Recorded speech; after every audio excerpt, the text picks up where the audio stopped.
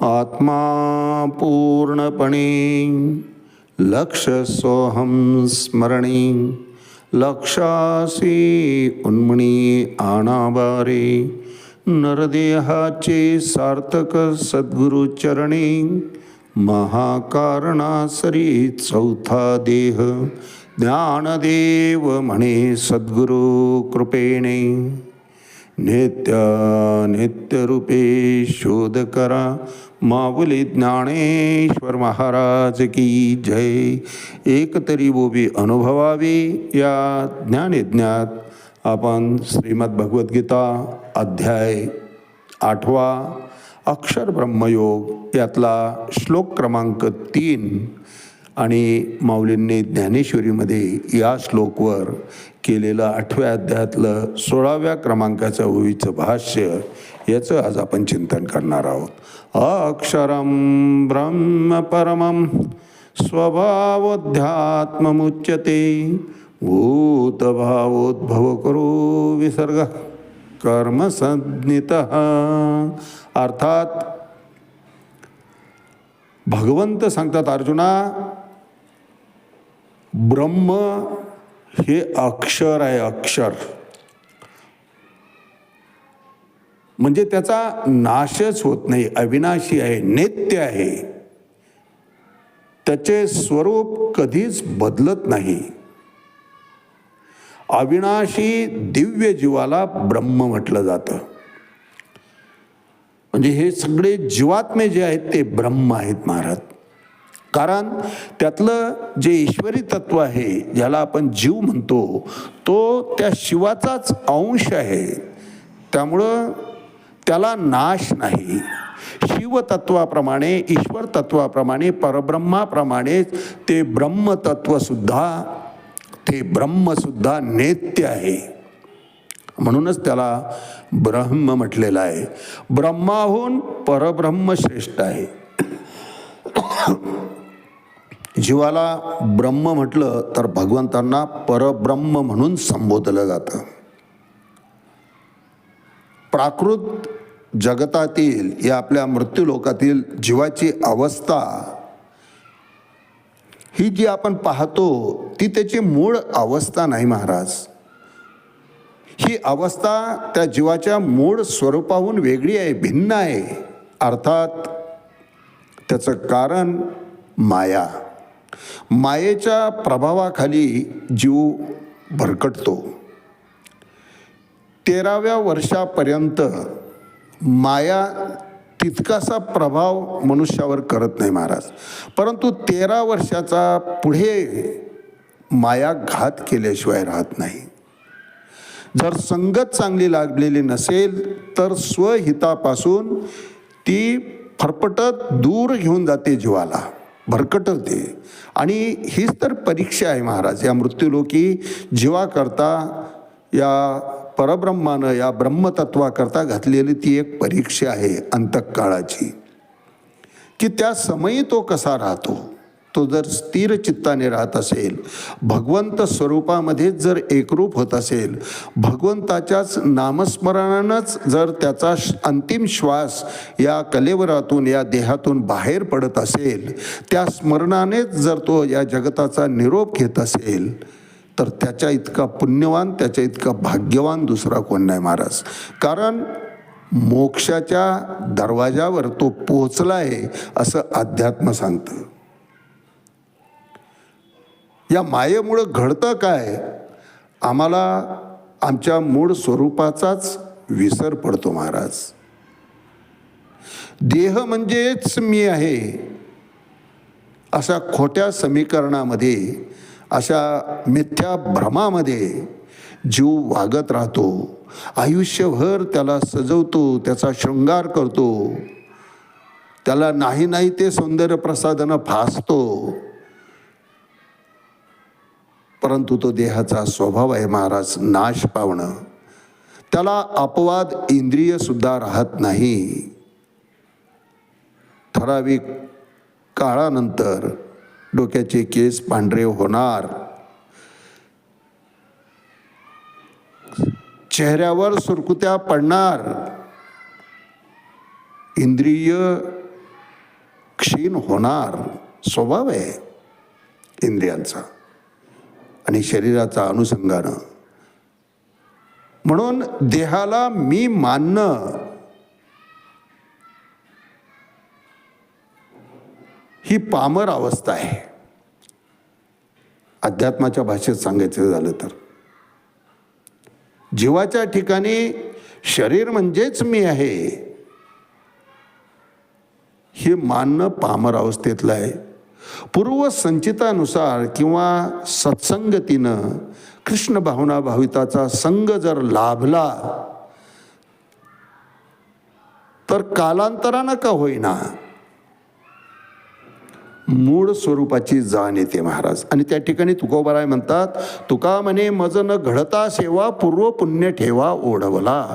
या ठिकाणी आमच्या पूर्वजन्माचं संचित असेल किंवा याच जन्मी भूतकाळामध्ये केलेले काही सत्कार्य असतील तर निश्चित अशा महात्म्यांचा, अशा संतांचा, असा सत्संग कृष्ण भावना भावितांचा आम्हाला संग घडतो. आणि त्यावेळेस मग मी कोण आहे याचा उकल होतो आणि मग पटतं की शरीर म्हणजे मी नाही. 40व्या वर्षानंतर विद्या प्राप्ती, शोध, व्यवसाय,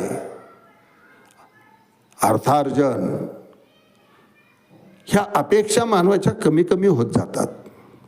50च्या नंतर आम्ही आरशामध्ये पाहून जे स्वतः मटकळत होतो की मी किती सुंदर आहे, मी कसा आहे, जगतामध्ये सर्वात सुंदर मीच कसा आहे वगैरे वगैरे, या सगळ्या भावना मोडीत निघतात. केस पांढरे व्हायला लागले, सुरकुत्यांनी आपलं प्रभुत्व चेहऱ्यावर घेतलं की मग सौंदर्याविषयीची ही ओढ कमी कमी व्हायला लागते. 60व्या वर्षी प्रतिष्ठा, मान सगळा लोप पावतो. सगळे फ्यूज झालेले बल्ब होऊन जातात.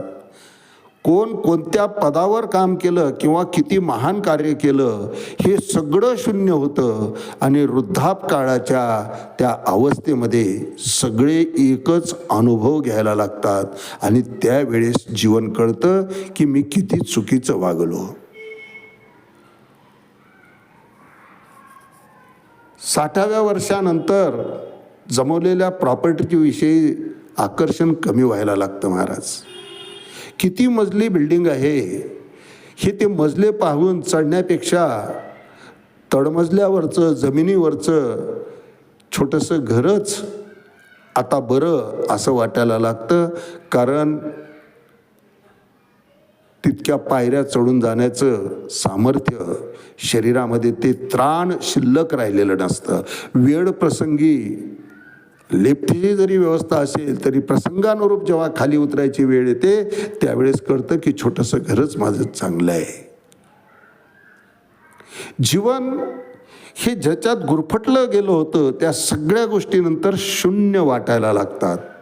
ते का वाटतं त्याला कारण फक्त एकच आहे की देखे मनुष्य जात हे माऊली म्हणतात की देखे मनुष्य जात सगळे हे स्वभावतः भजनशीळ. त्याचाच अंश असल्यामुळं सत्य काय आहे हे उशिरा का होईना पटायला लागतं महाराज.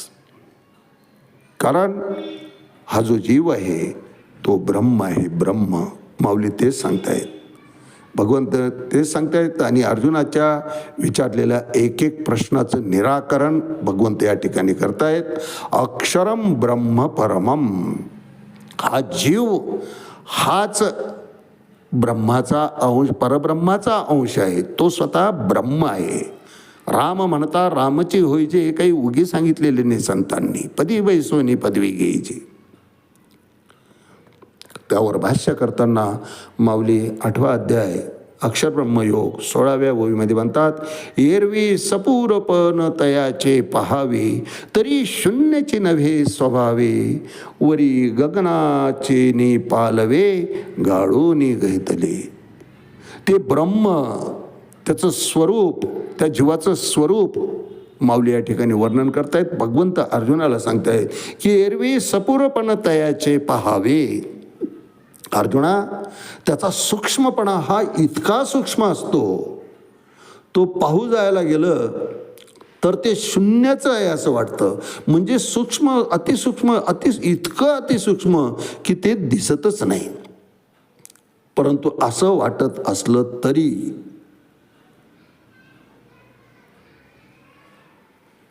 तसं ते नाही, कारण स्वभावाने ते निर्विशेष आहे, सामान्य रूप आहे. ती किती सूक्ष्म म्हणाल तर सूक्ष्म अतिसूक्ष्म अशा आकाशाच्या पदरातून, कारण आकाश आधीच सूक्ष्म आहे, त्या आकाशाच्या पदरातून ते गाळून या ठिकाणी आलेलं आहे. तर ती किती सूक्ष्म असेल महाराज. ते फक्त अनुभवता येतं, त्याची फक्त अनुभूती आपल्याला मिळते. आणि ज्याला अनुभूती येते ती घेतलेली अनुभूती हा सांगण्याचा विषय नसतो, कारण तो परमानंद आहे, स्वानुभव सुख आहे.